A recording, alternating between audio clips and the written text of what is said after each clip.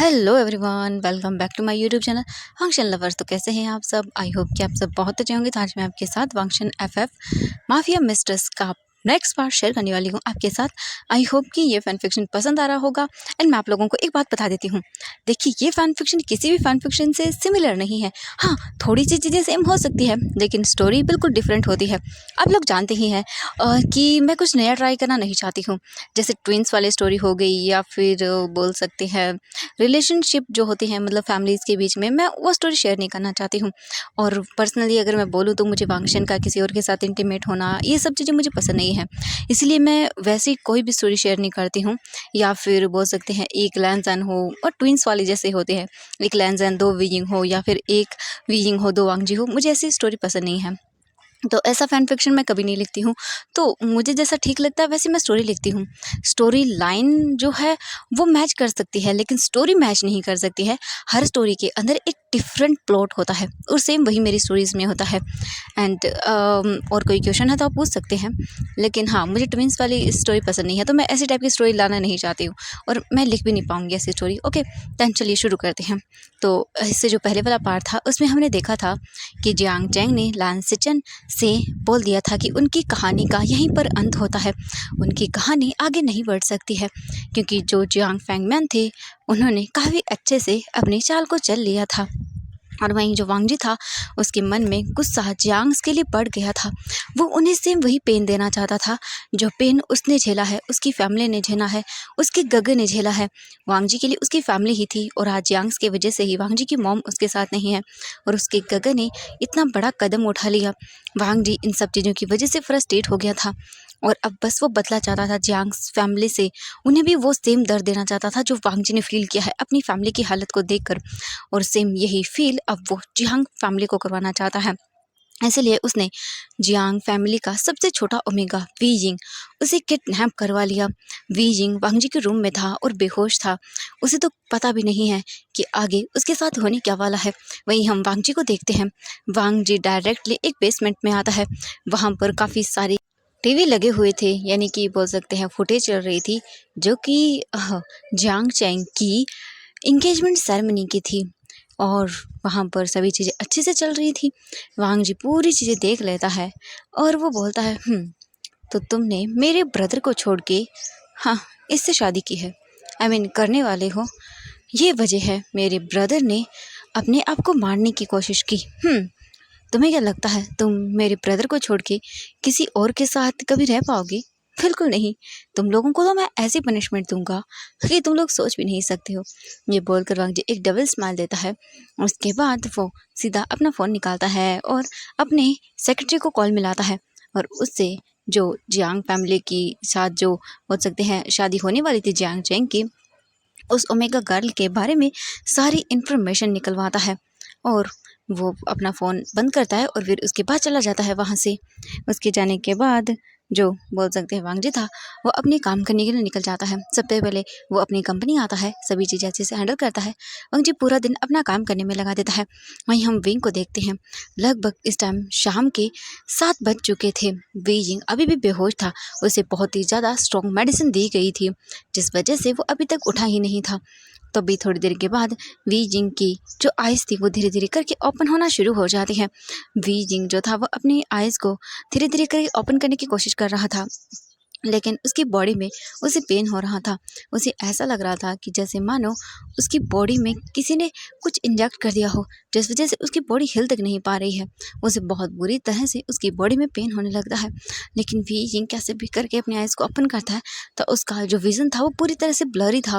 वो था ये क्या हो रहा है, मुझे मुझे मुझे दर्द क्यों हो रहा है? हाँ, मैं कहाँ हूँ? क्या हो रहा है? क्या हुआ था? वीजिंग, क्या हुआ तुम्हारे साथ? ये बोलकर वीजिंग उठने लगता है, लेकिन वो वापस से गिर जाता है क्योंकि उसकी बॉडी में जैसे मानो एनर्जी ही नहीं थी। पूरी तरह से उसकी बॉडी दर्द कर रही थी।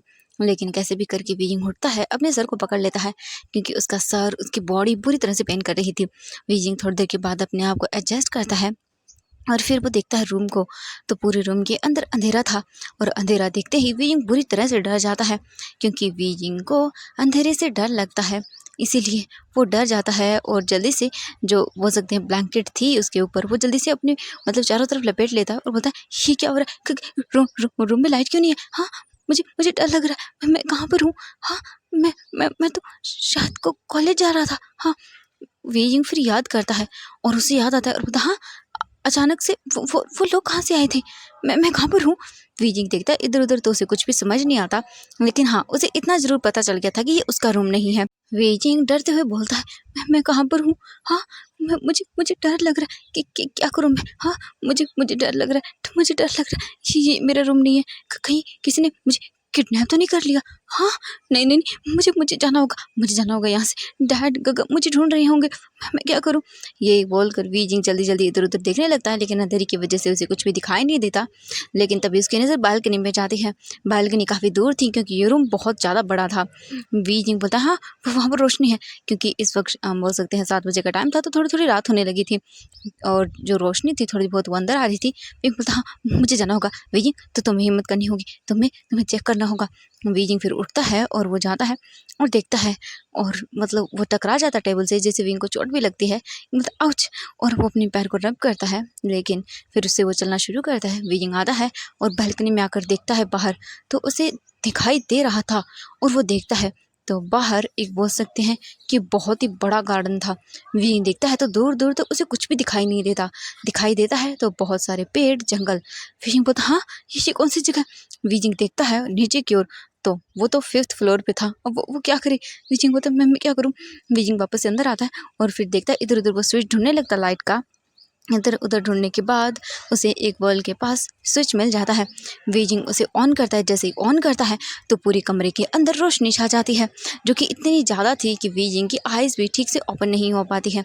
वीजिंग अपनी आइज़ को बंद कर लेता है एक झटके में ही, और फिर स्लोली करके अपने आप को एडजस्ट करने की कोशिश करता है उस लाइट के अकॉर्डिंग। वीजिंग ओपन करता है अपनी आइज़ को और पूरे रूम को देखता है, तो ये रूम किसी महल के रूम से कम नहीं लग रहा था। वीजिंग बोलता, हाँ, इतना बड़ा रूम? हाँ, वीजिंग भी एक बहुत बड़ी फैमिली से बिलोंग करता है, रॉयल फैमिली से बिलोंग करता है, लेकिन इतना बड़ा तो उसका भी रूम नहीं है। उसका रूम बड़ा है, सब चीज़ें उसमें अवेलेबल है, लेकिन इतना ज़्यादा वीजिंग शॉकिंग आइज़ से रूम को देख रहा था। उसे डर लग रहा था, वो क्या करे? ये किसका रूम है? वीजिंग देखता है चारों तरफ, तो वहाँ पर कुछ पिक्स लगी हुई थी। वीजिंग उस फ़ोटो के पास जाता है और देखता है, तो उस फ़ोटो के अंदर एक पर्सन था, जिसकी आँखों पे ब्लैक चश्मा था। उसने ब्लैक मतलब कोट पहना हुआ था और दिखने में तो सच में बहुत ही ज़्यादा हैंडसम था, लेकिन उसके फेस पर कोई एक्सप्रेशन नहीं थे। वीजिंग बोलता, हाँ, ये है तो हैंडसम, लेकिन इसके फेस पर कोई एक्सप्रेशन क्यों नहीं है? हाँ, मैं यहाँ पर क्या कर रहा हूँ? ओह गॉड, मैं क्या करूँ? वीजिंग जाता है डोर के पास और डोर ओपन करने की कोशिश करता है, लेकिन वांगजी का रूम साउंड प्रूफ था और बिना वांगजी की इजाज़त के उसका रूम कोई ओपन नहीं कर सकता है। हाँ, सिर्फ शुयांग ओपन कर सकता है और उसके गगा, उसके ब्रदर, आई मीन उसके डैड, उनमें से कोई ओपन कर सकता है, उसकी मॉम। एंड देन अब तो वो है ही नहीं। वीजिंग देखता है, मैं क्या करूँ? वीजिंग थक हार कर डोर बजाता रहता है कुछ देर तक, लेकिन कोई ओपन नहीं करता, तो वीजिंग थक जाता है। वीजिंग बेड पर जाकर बैठ जाता है और बुरी तरह से रोने लगता है। वहीं हम दूसरी तरफ देखते हैं जियांग मैंशन का सीन।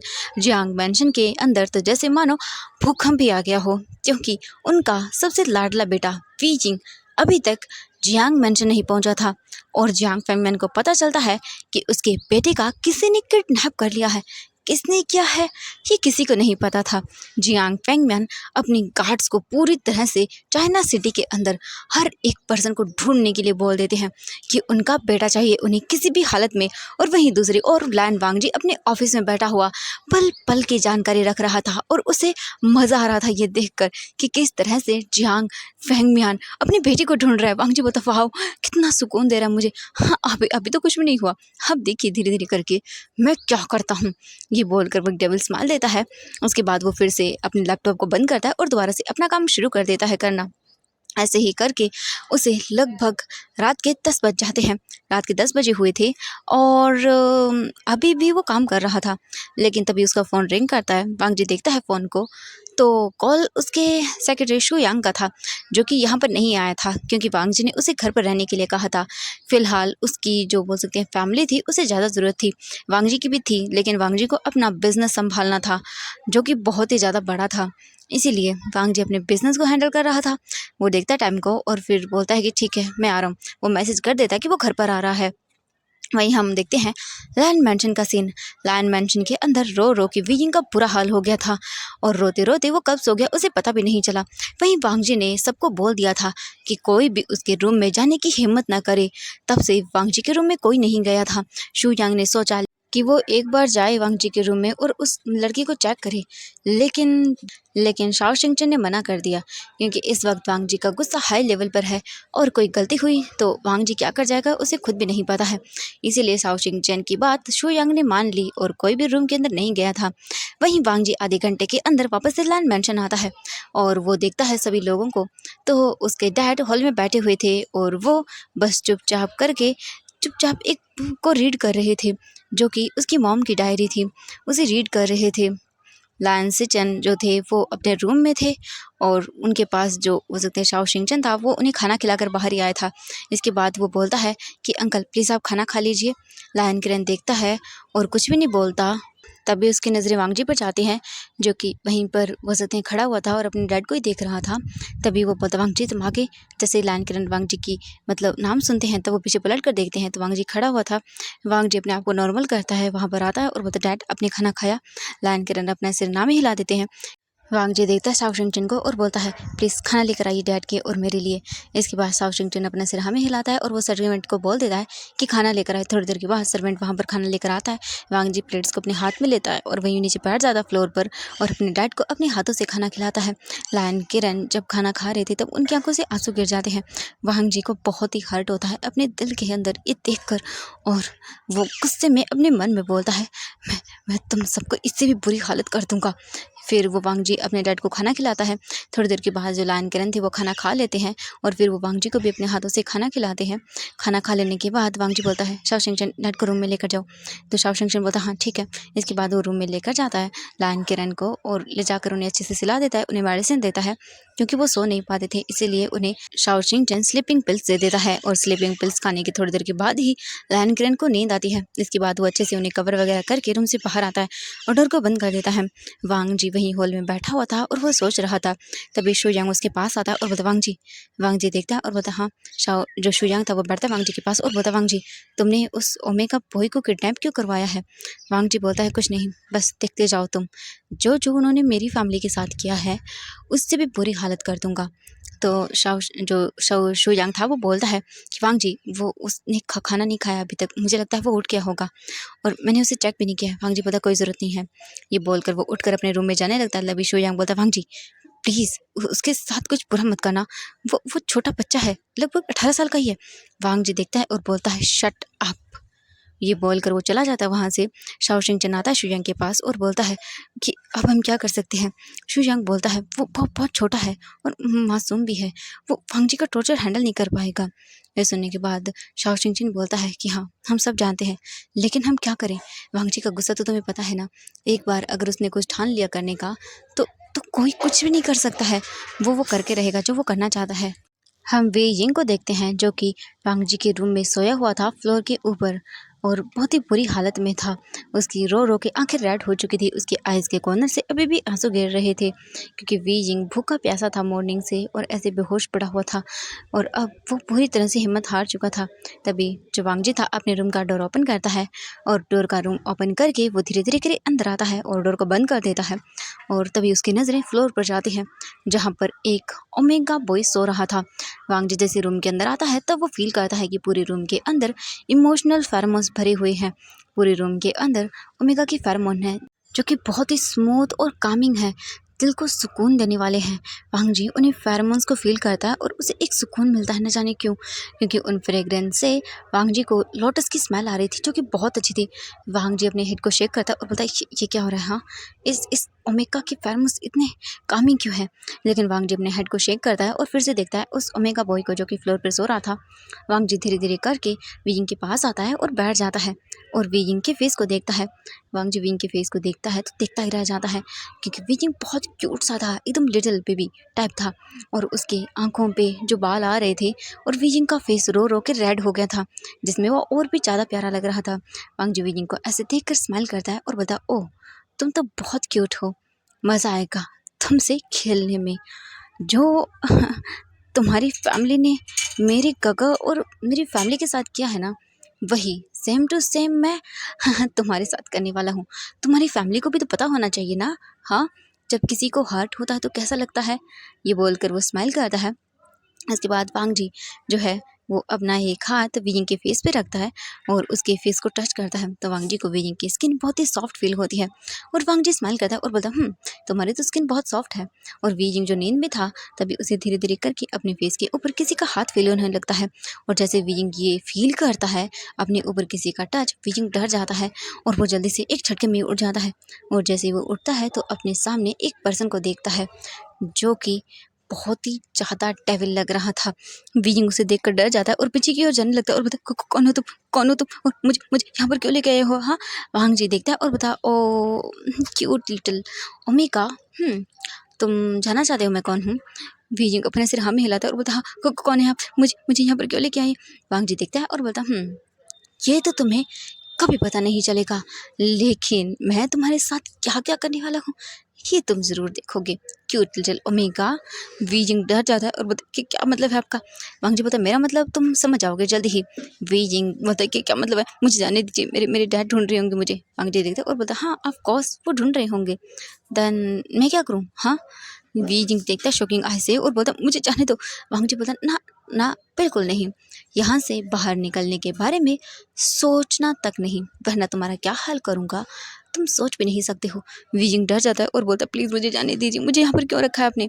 वांग जी बोलता, ये तो तुम्हें कभी पता नहीं चलेगा, लेकिन तुम्हें हर दिन रात हर पल रिग्रेट होगा। वीजिंग बोलता, क्या मतलब है आपका। और वीजिंग रो रहा था पूरी तरह से। वांग जी बोलता, कुछ नहीं, हाँ तुम चाहते हो ना यहाँ से जाना। वीजिंग बोलता, हाँ हाँ मैं जाना चाहता हूँ। वांग जी बोलता, ओके देन फाइन, ठीक है मैं तुम्हें छोड़ दूंगा। ये सुनते ही वीजिंग शॉकिंग आई से देखता है वांग जी को और उसकी आंखों में एक चमक आ जाती है और वो बोलता है, सच में हाँ हाँ हाँ, मुझे छोड़ देंगे। वांग जी बोलता, हाँ ऑफ कोर्स छोड़ दूंगा, लेकिन मेरा काम होने के बाद, उसके बाद तुम कहीं भी जाओ, मुझे तुमसे मतलब नहीं है। वीजिंग बोलता है, हाँ ठीक ठीक है, हाँ बताइए मुझे क्या करना होगा। वांग जी दिखता है और फिर वहीं बैठ जाता है सोफे पर जाकर और वीजिंग को देखता है और बोलता है, तुम्हें मुझसे शादी करनी होगी। ये सुनते ही वी की आंखें बड़ी बड़ी हो जाती हैं और वो बोलता है कि क्या क्या मैं क्या बकवास कर रहे हैं आप। वांग जी बोलता है तुम्हें करना होगा, अगर तुम नहीं करोगे तो। विंग बोलता, क्या करेंगे आप, मैं नहीं करने वाला, आप कुछ भी कर लीजिए। वांग जी देखता है और बोलता है, मुझे पता था कि तुम यही करोगे, लेकिन क्या तुम एक मूवी देखना चाहोगे। वीजिंग देखता है, मूवी। वांग जी बोलता है, हाँ मूवी देखना चाहोगे, बहुत अच्छी है। हाँ तुम्हें पता है उसका मेन कैरेक्टर कौन है। वीजिंग बोलता है कि क्या क्या मतलब, प्लीज़ मुझे जाने दीजिए, मुझे कुछ भी नहीं देखना, प्लीज़ मुझे घर जाने दीजिए। वांग जी बोलता है, अगर तुमने एक और बार घर जाने का नाम लिया तो तुम्हारे छोटे छोटे टुकड़े कर दूंगा। ये सुनने के बाद वीजिंग बुरी तरह से डर जाता है और वो रोने लगता है। वांग जी बोलता है, शट अप, अगर एक और आवाज़ तुम्हारे माउथ से निकले ना तो देखना तुम मैं क्या करता हूँ। वीजिंग डर जाता है और अपने माउथ पर हाथ रख लेता है और सिसक सिसक के रोने लगता है। वांग जी बोलता, वेरी गुड, अब यहाँ आओ। वीजिंग जो डरता है और नहीं आता। वांग जी बोलता, मैंने कहा यहाँ आओ। वीजिंग उठकर जाने लगता है वांग जी के पास। वांग जी देखता है और फिर विंग का हाथ पकड़ता है, उसे अपने पास बैठा लेता है। वीजिंग डर जाता है और वांग जी से दूर होता है और वांग जी देखता है और एक स्मिक करता है और बोलता है, हाँ कब तक बचोगे।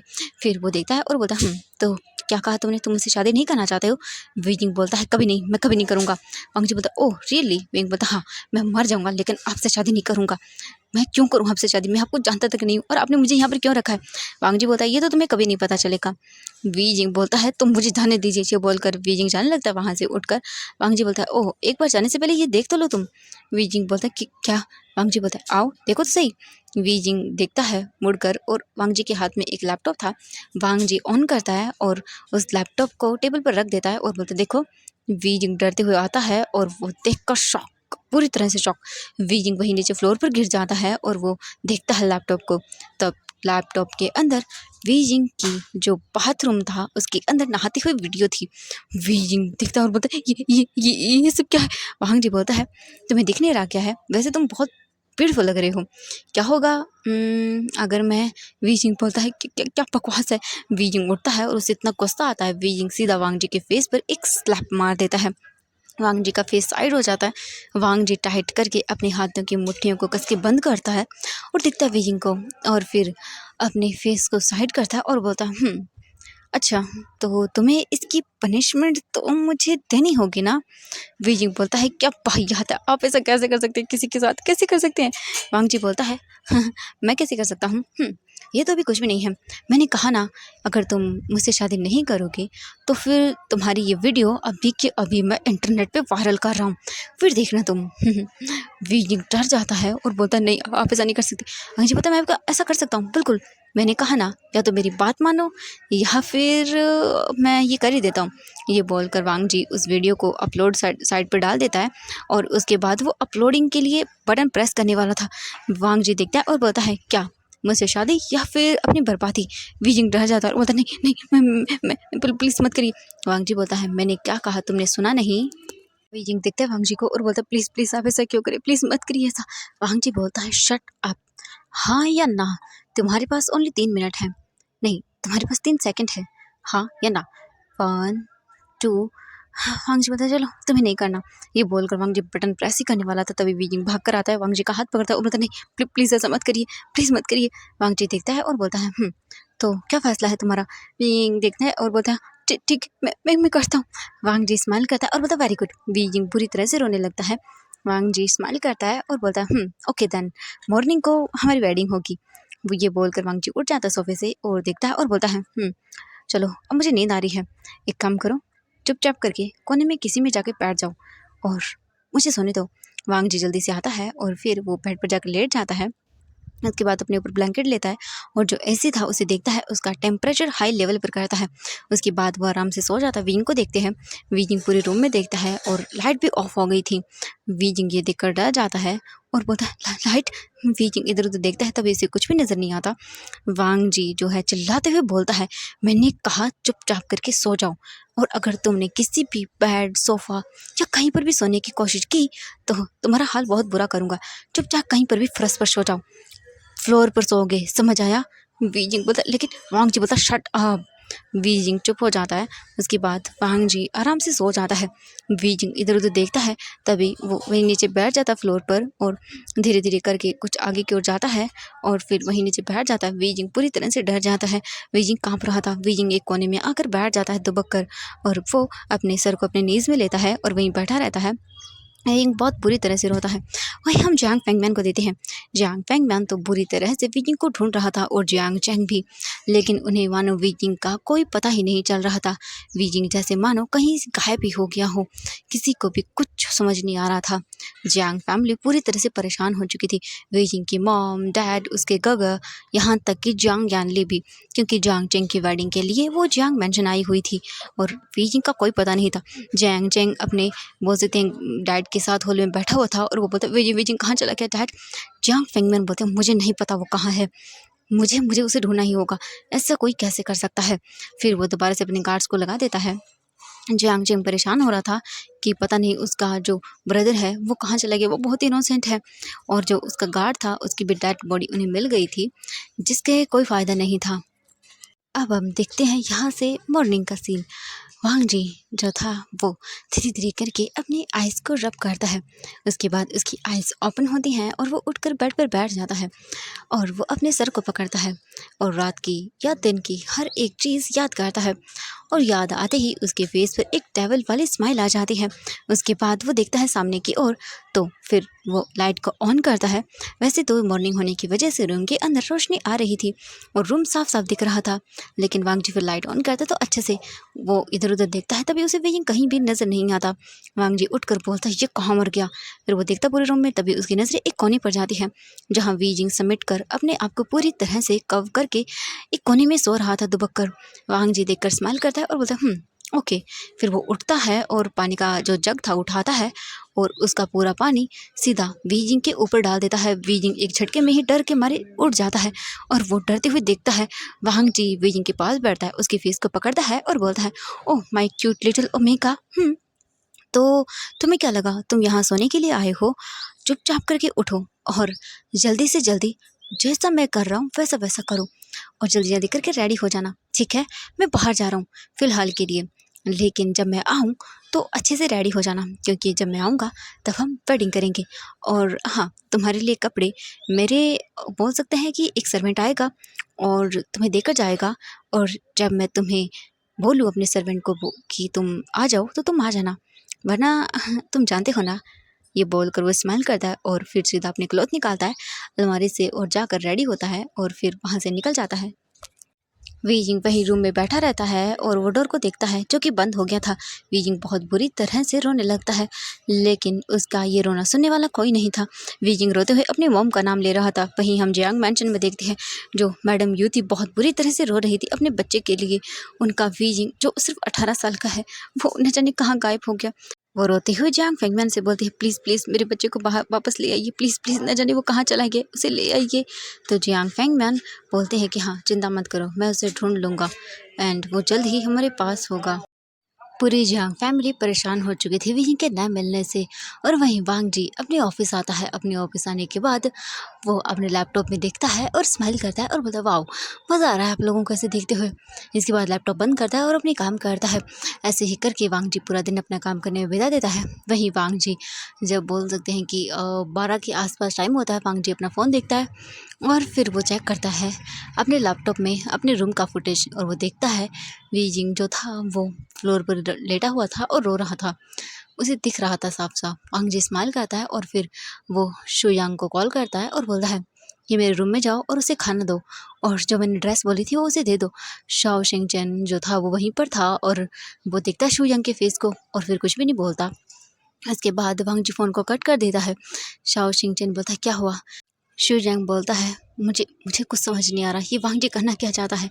इसके बाद शू यंग सब बता देता है शाओ शिंगचन को। शाओ शिंगचन शॉकिंग आइज से देखता है और बोलता है, व्हाट, वो सिर्फ 18 साल का है और ये वांग जी करना क्या चाहता है। ये सुनने के बाद शू यंग बोलता है, हम नहीं कुछ कर सकते इसमें, तुम जाओ और जो मैं ड्रेस लेकर आया था वो उसके रूम में लेकर जाओ और खाना भी लेकर जाओ। शाओ शिंगचन बोलता है, लेकिन शू यंग बोलता है, जाओ हम कुछ नहीं कर सकते हैं। इसके बाद शाओ शिंगचन उठता है, वो जाता है किचन में और एक सर्वेंट को बोल देता है खाना प्रिपेयर करने के लिए। थोड़ी देर के बाद खाना रेडी होता है। उसके बाद जो शाओ शिंगचन था वो खाने की प्लेट लेता है और एक सर्वेंट को भी अपने साथ चलने के लिए बोल देता है, और फिर वो बैग को भी लेता है, उस सर्वेंट को देता है और वो वांग जी के रूम के पास आता है। इसके बाद वो रूम का जो बोल सकते हैं आई मीन रूम की थी उसे डोर ओपन करता है और सर्वेंट के हाथों से सामान ले लेता है और उसके बाद अंदर आता है। बीजिंग रोते रोते वहीं फर्श पर सो गया था। शाओ शिंगचन आकर वहीं सामान को रखता है और फिर वो चला जाता है जो सर्वेंट था वहाँ से। उसके बाद शाओ शिंगचन डोर को बंद करता है और वो देखता है और वो जाता है बीजिंग के पास और बैठ जाता है और देखता है बीजिंग के फेस को। बीजिंग बहुत ज़्यादा इनोसेंट था। ये देखकर शाओ शिंगचन अपने मन में सोचता है, पता नहीं इसकी लाइफ में अब क्या क्या लिखा है। फिर वो कुछ भी नहीं बोलता और वो बोलता है, एक्सक्यूज़ मी। वो उठाता है वीजिंग को। वीजिंग डर के मारे उठ जाता है और डरते ही वो बोलता है, नहीं नहीं प्लीज़ कुछ मत करना, कुछ मत करना। ये सुनते ही शाओ शिंगचन देखता है और बोलता है, चिंता मत करो, मैं कुछ नहीं करूँगा। वीजिंग देखता है और उसे फेरोमोन्स फील होते हैं तो उसे पता चल जाता है कि ये एक ओमेगा है। शाओ शिंगचन देखता है और बोलता है, एक काम करो, चलो उठो, हाथ मुँह धो लो और खाना खा लो। वीजिंग देखता है और बोलता है, नहीं प्लीज़ मुझे मेरे घर जाना है, प्लीज़ मुझे छोड़ दीजिए, प्लीज़ मुझे मेरे घर जाना है। ये सुनने के बाद शाओ शिंगचन देखता है और बोलता है, आई एम सॉरी, मैं कुछ भी नहीं कर सकता हूँ, लेकिन प्लीज़ तुम उठकर खाना खा लो। बीजिंग बोलता है, नहीं प्लीज़ मुझे मेरे घर जाना है, मेरी हेल्प कर दो, प्लीज़ मुझे यहाँ पर क्यों रखा गया है। ये सुनने के बाद शाओ शिंगचन बोलता है कि देखो मैं तुम्हें ये तो नहीं बता सकता क्योंकि ये शायद मतलब हम कुछ भी नहीं कर सकते इसके बारे में, और जो भी हो रहा है तुम्हें सहना होगा। बीजिंग बोलता है कि क्या मतलब है आपका। तो शाओ शिंगचन बोलता है कि ये तुम्हें अपने आप पता चल जाएगा, तुम प्लीज़ पहले ये खाना खा लो। इसके बाद शाओ शिंगचन उठकर वहाँ से जो है सोफे पर जाकर बैठ जाता है और वो देखता है बीजिंग कुछ भी नहीं बोलता। वो उठकर जाता है, अपने मुंह को धोता है और उसे भूख लगी थी सच में बहुत ज़्यादा। वो आता है और शाओ शिंगचन देखता है और बोलता है, ये रहा खाना, खा लो। बीजिंग जल्दी से बैठ जाता है और खाना खाने लगता है। बीजिंग को इतनी भूख लगी थी कि वो बहुत ही जल्दी जल्दी खा रहा था। ये देखकर शाओ शिंगचन को भी बुरा लगता है। थोड़ी ही देर के बाद बीजिंग खाना खा लेता है। उसके बाद वो देखता है और बोलता है, क्या हुआ? हाँ। बीजिंग बोलता है, प्लीज़ मुझे मुझे यहाँ से जाना है। शाओ शिंगचन बोलता है, आई एम सॉरी, हम इसमें कुछ नहीं कर सकते हैं। और ये कपड़े हैं, तुम्हें ये पहनना होगा। बॉस ने कहा है कि तुम्हें इन्हें पहनकर जल्दी ही नीचे आना होगा, वो आने वाले हैं। वी जिंग डर जाता है और बोलता है प्लीज़ प्लीज़ मेरी हेल्प कर दीजिए। शाओ शिंगचन बोलता है आई एम सॉरी, लेकिन हम कुछ नहीं कर सकते हैं। इसके बाद वो सीधा वहाँ से निकल जाता है। वी जिंग क्लोथ को देखता है और वी जिंग डर जाता है और बोलता है मैं क्या करूँ, मुझे जाना है यहाँ से, मैं क्या करूँ, मैं यहाँ से भाग भी नहीं सकता। वी जिंग कुछ देर सोचता है और फिर वो उठ कर जाता है, उन कपड़ों को लेता है, वॉशरूम में जाता है, अच्छे से उन कपड़ों को पहन लेता है और वी जिंग देखता है अपने आप को। तो ये चाइनीज़ अटायर बोल सकते हैं, जो हिस्टोरिकल टाइप में ड्रेस होती है वो थी। वी जिंग देखता है अपने आप को। वी जिंग को वो पहननी नहीं आती है अच्छे से, लेकिन वी जिंग कैसे भी करके पहन लेता है ये सब करने में वी जिंग को 1 घंटा लग गया था, लेकिन 1 घंटे के अंदर भी वी जिंग से वो ड्रेस अच्छे से सेट नहीं हो रही थी। वी जिंग बाहर आता है जैसे तैसे करके वो ड्रेस को पहन के, और फिर अपने आप को देखता है तो वी जिंग से वो ड्रेस बिल्कुल भी अच्छे से पहनी नहीं गई थी। वी जिंग बाहर आता है और वो देखता है तो रूम के अंदर काफ़ी सारे लोग थे। वी जिंग जैसे ही देखता है वो शॉक हो जाता है। इसके बाद जो शाओ शिंगचन था वो जल्दी से आता है वी जिंग के पास और वी जिंग का फेस कवर करता है और बोलता है तुम ऐसे नहीं आ सकते हो। वी जिंग शॉकिंग आई से देखता है, उसे कुछ भी समझ नहीं आता। शाओ शिंगचन जो था वो वी जिंग को लेकर ड्रेसिंग टेबल पर आता है और वहीं पर बैठा देता है उसे। उसके बाद वो देखता है तो पूरे रूम को अच्छे से डेकोरेट किया दिया गया था। अब हम यहाँ से देखते हैं लगभग 2 घंटे बाद का सीन। वी जिंग जो था वो बेड पर बैठा हुआ था, उसने बोल सकते हैं हानफू पहना हुआ था और वो बहुत ही ज़्यादा ब्यूटीफुल लग रहा था। वी जिंग को कुछ समझ नहीं आ रहा था कि क्या हो रहा है और क्या नहीं। वी जिंग को बहुत ज़्यादा डर लग रहा था। वहीं हम वांग जी को देखते हैं। वांग जी घर आता है और घर आने के बाद वो देखता है शू यांग को जो वहाँ बैठा हुआ था। वांग जी आता है और बोलता है सब हो गया। इसके बाद जो शू यांग था वो बोलता है हाँ वांग जी सब हो गया, लेकिन वांग जी प्लीज़ तुम एक बार सोच लो। वांग जी देखता है और बोलता है मैंने जो कहा तुमने वो कर दिया या नहीं। ये सब सुनने के बाद शू यांग बोलता है हाँ मैंने कर दिया। वांग जी बोलता है तो जाओ और सो जाओ। ये बोलकर फिर से वो अपने धीरे धीरे करके रूम की ओर जाने लगता है। वी जिंग डरा सहमा सा बैठा हुआ था अपने जो वांग जी का रूम था उसके बेड पर और बहुत बुरी तरह से डर रहा था। तभी वी जिंग को रूम का डोर ओपन होने की आवाज़ आती है और जैसे ही वी जिंग को रूम ओपन होने की आवाज़ आती है वी जिंग कसकर बेडशीट को पकड़ लेता है और उसे डर लग रहा था। वी जिंग पूरी तरह से वेडिंग अटायर में था, लेकिन उसकी शादी नहीं हुई थी।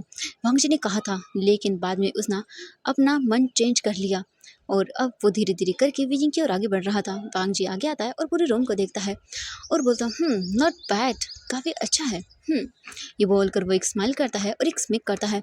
वांग जी ने एक ब्लैक कलर का 3 पीस सूट पहना हुआ था जिसके अंदर वो बहुत ही ज़्यादा ब्यूटीफुल लग रहा था। वांग जी देखता है सब चीज़ें और स्माइल करता है और फिर वो विंग को देखता है जो कि डरा सहमा बेड पर बैठा हुआ था। वी जिंग डर रहा था, उसे डर लग रहा था न जाने अब क्या होगा। वी जिंग को अभी कुछ भी जानकारी या इन सब चीज़ों की इतनी नहीं थी। हाँ उसे पता था लेकिन इतना नहीं पता था। वी जिंग डरा सहमा वहाँ पर बैठा हुआ था। तभी वांग जी आता है और बेड पर बैठ जाता है। को जैसे ही फील होता है तो वो डर के मारे और भी ज़्यादा बेडशीट को पकड़ लेता है, कसकर एक हाथ से अपने ड्रेस को पकड़ लेता है। वी जिंग जो था बहुत बुरी तरह से डर रहा था। तभी वांग जी धीरे धीरे करके अपना एक हाथ जो है वांग जी वी जिंग के वेल की ओर लेकर जाता है।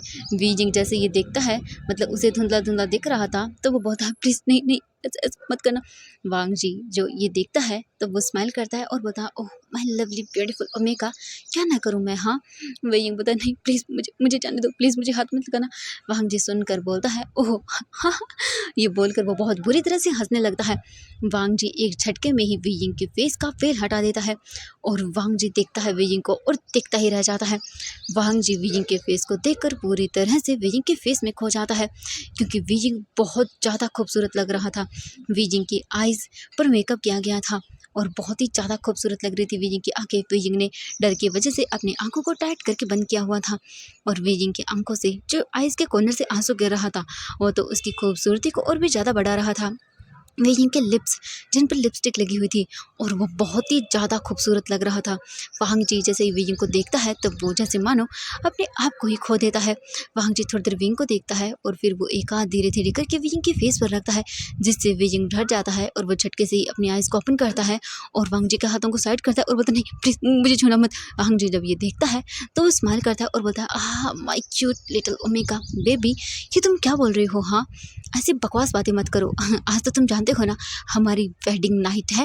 वी जिंग सुनकर शॉकिंग आई से देखता है वांग जी को और बोलते कि क्या बकवास कर रहे हैं आप। वांग जी बोलता है बकवास कर रहा हूँ, नहीं बिल्कुल नहीं कर रहा हूँ। तुम मेरी वाइफ हो बिना शादी किए हुए। नहीं वाइफ नहीं हो, तुम ओनली मेरी मिस्ट्रेस हो, बस मुझे सेटिस्फैक्शन फील करवाने के लिए। वी जिंग शॉकिंग आई से वांग जी को देखता है और बोलता है नहीं मैं अपने आप को मार डालूंगा। ये सुनते ही वांग जी को इतना गुस्सा आता है कि वो सीधा वीइंग को उसकी नेक से पकड़ता है, अपनी क्लोज करता है और बोलता है क्या कहा तुमने। लेकिन वांग जी फिर वीइंग के फेस को देखता है और उसे देखते ही वांग जी की जैसे मानो सारा गुस्सा ही गायब हो गया हो। वांग जी स्माइल करता है और बोलता है नहीं नहीं नहीं नहीं, आज मैं कुछ नहीं करूँगा, आज तो हमारी वेडिंग नाइट है, इसीलिए मैं तुम्हें माफ़ कर रहा हूँ। और जहाँ तक बात है अपने आप को मार डालने की, तो ये करने के बारे में सोचना भी मत, क्योंकि मरना तो दूर, आज से तुम्हारी हर एक सांस पर मेरा हक होगा, समझ आया तुम्हें। और मुझसे दूर जाने के बारे में सोचना भी मत। ये बोलकर वांग जी देखता है वीजिंग डर के मारे बोलता है नहीं नहीं, आप ऐसा नहीं कर सकते मेरे साथ, प्लीज़ प्लीज़ मुझे जाने दीजिए। वांग जी अपना एक फिंगर वीजिंग के लिप्स पर रखता है और बोलता है "श्श, बिल्कुल नहीं, आज की रात मैं कुछ नहीं सुनना चाहता, आज की रात बस तुम और मैं हैं, समझ आया। और अगर तुमने कुछ ऐसा वर्ड निकाला जिससे मैं गुस्सा हो गया तो फिर इसका भी साइड इफेक्ट तुम्हें झेलना होगा। वांग जी ये बोलकर वीजिंग को अपनी बाहों में गिरा देता है और अपने हाथों को वीजिंग के चारों तरफ रैप कर देता है। वीजिंग इससे डर जाता है। तो एवरीवन आज के लिए बस इतना ही, तो मिलते हैं नेक्स्ट पार्ट में, देखते हैं कि क्या होने वाला है।